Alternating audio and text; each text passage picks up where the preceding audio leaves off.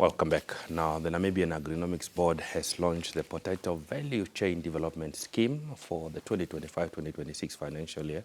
As part of their 5-year crop value chain development strategy, the scheme aims to stimulate sustainable and commercial potato production in Namibia by providing targeted support to both new and existing farmers. Now, to enlighten us more on this, I'm joined by Emilie Abrahams, Manager of Horticulture Development at the Namibian Agronomic Board. Good morning, ma'am, and thank you so much for making time to speak to us this morning. Yes, good morning, Lot, and it's a privilege for us to be on this platform this morning. Okay, now for those that might not be aware and might be watching right now when they hear of the Namibian Agronomic Board, what does it have to do with food security and why is the Namibian Agronomic Board important? Yes, that's a good question. In fact, when you talk about food security, it's making sure that there is available food commodity on the shelves every day so that the Namibian consumers are able to access it, whatever or whenever they need specific commodities. And that is basically our mandate because if you look at the Namibian Agronomic Board, it's a regulatory body and is mandated to promote and facilitate the crop value chain, starting from production until the table. So that is basically now when you talk about the table, that's now when the food is safe and it must be available at all times. So if you look at most of the initiative and programs that we have in place, you find that all of them, they are geared towards enhancing food security in the country, including now the potato value chain subsidy scheme that we are talking about here today. It basically was crafted and initiated to stimulate local potato production in the country and enhance food security because potato is actually a staple food. It's almost third to maize and pure millets, which means that someone can eat it and you can go to bed without complaining because it's a filler and the texture can also hold your stomach. Carbohydrates. Yes, carbohydrate and potassium as well. Indeed. Let's talk about the fact that Namibia still imports large portion of potatoes that we consume locally, approximately 65 to 70%. We still import it. And then if it's such the case, why is this initiative, that's a potato value addition scheme, being introduced? Yes, if you look at the statistics and being now an Namibian Agronomic Board, being a caretaker for the entire crop value chain, when you see high importation of a specific commodity, it's a message to you. It's a message to you for you to act. And I just want to also highlight that we have the Research Development Department within the Namibian Agronomic Board that is responsible to assess and investigate and pick up the gaps and the needs within the sector. And now when you see that you have a certain commodity that is consumed strongly and your import values are so high, so it's signal that you need to act immediately because when you are importing more, you are basically exporting your jobs. And mind you, we have a lot of graduates that have done agriculture and they're struggling to get a job. So if you have to reverse now the money that you are spending in importing potato, you find that to be able to plow it back in the country and be able to employ a lot of people and create more jobs. So that is basically what we are looking at, is to say, we developed the subsidy for us to be able to encourage the small-scale farmers to participate in the local potato production because currently they don't actually produce. You find that the commercial guys are the ones that are producing potato. And basically for us to be able also to enhance rural economic development because most of the commercial farmers are residing in the communal areas of Namibia. And once they start producing potato, you find that a lot of jobs will be created, and we are talking about youth and women to be part of this project. So the initiative is actually carries a lot of symbiotic relationships.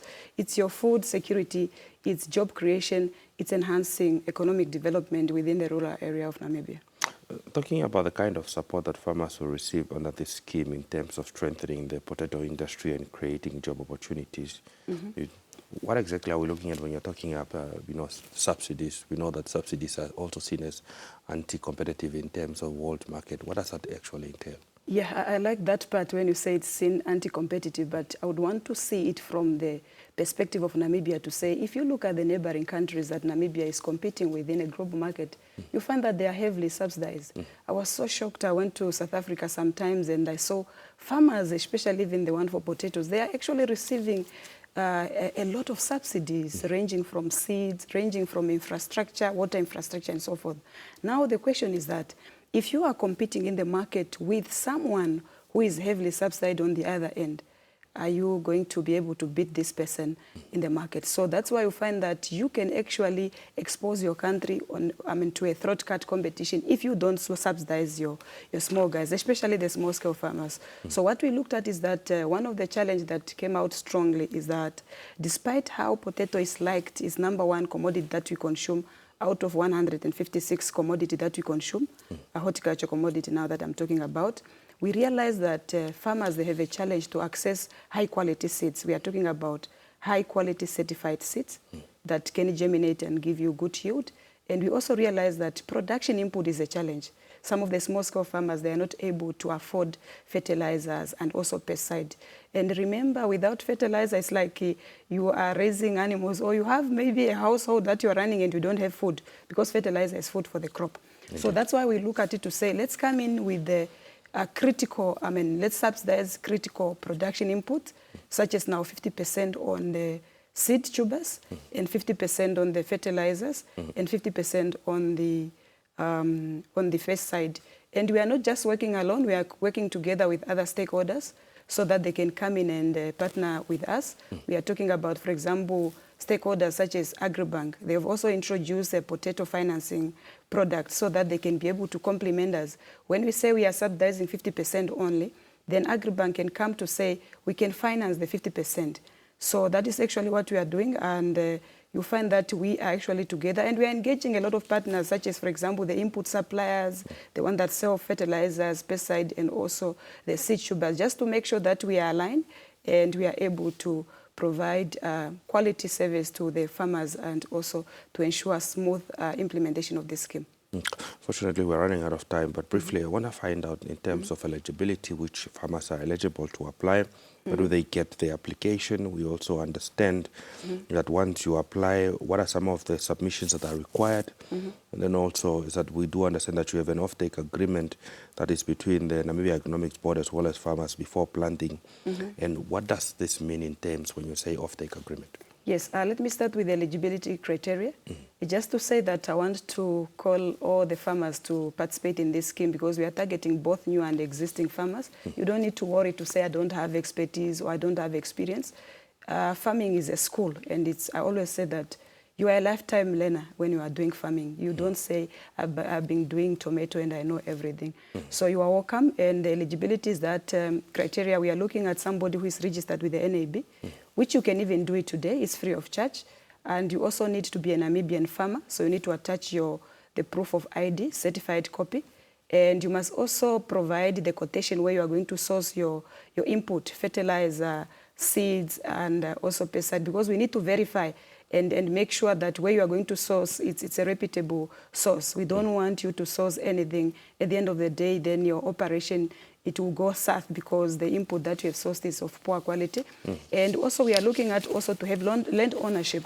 We don't want a situation where you say you want a potato subsidy, but you don't have the land, for example, or probably your friend just agreed that no, you can come and plant here, but then at the later stage when the plants are looking so beautiful, then the friend is saying, no, I'm no longer interested. So we want to make sure that you have land, you have ownership. Even if you are leasing, you don't need to own a farm, but you can also lease. So you can provide us with a lease agreement.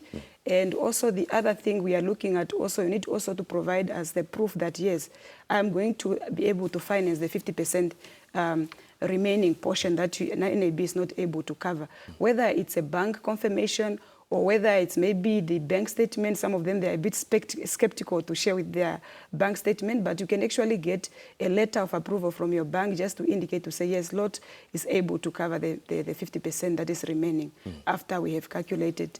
And then later, once we approve you, we will require you to also submit your soil test result and recommendation, because it starts with the soil.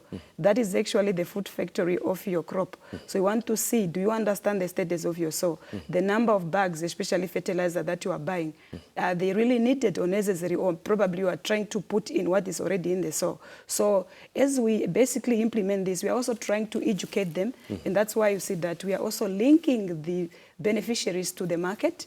As you put, I'm going to explain our offtake quickly.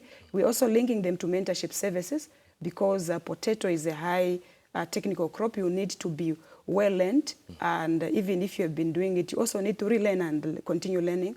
And we're also going to link them to mentorship services for the period of 2 seasons. So first season and second season. Maybe also just to explain that subsidy is running for 5 years, but we are only onboarding a farmer for 2 seasons. So first season, we subsidize you 50% on all the input that I have mentioned, the fertilizer, pesticide, and the potato seed. And then the second season, then we will give you 25% on each, with the understanding that you are able to use the money that you have recouped from the previous season to be able to to finance your second season operation. Because we are also training them to change their mindset from the subsistence farming way to commercial potato production. That's why you see that we are saying stimulating commercial potato production. We want them to think as a business as well. Well, Emilie Abrahams, thank you so much for making time to speak to us. Thank you so much. And we are privileged to be on this platform. And I would love it to be here for a longer time, if possible. Unfortunately, timing. Okay, but thank you so much. Okay.